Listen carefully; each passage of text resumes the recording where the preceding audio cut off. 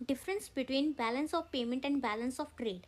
Balance of payment में goods services and capital से related सभी ट्रांजैक्शंस रिकॉर्ड की जाती है, वहीं बैलेंस ऑफ ट्रेड में सिर्फ गुड्स से रिलेटेड ट्रांजैक्शंस रिकॉर्ड की जाती हैं। Balance of payment include visible and invisible trade. जितने भी टेंजिबल एंड इनटेंजिबल एसेट्स होते हैं, गुड्स होते हैं, वो सभी हमारे बैलेंस ऑफ पेमेंट में इंक्लूड किए जाते हैं।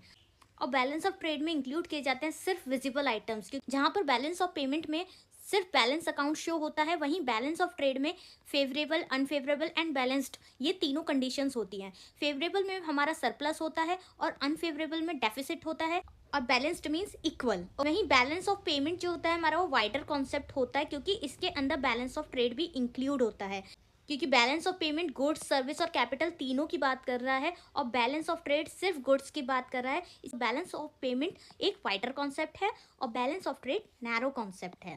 Thank you.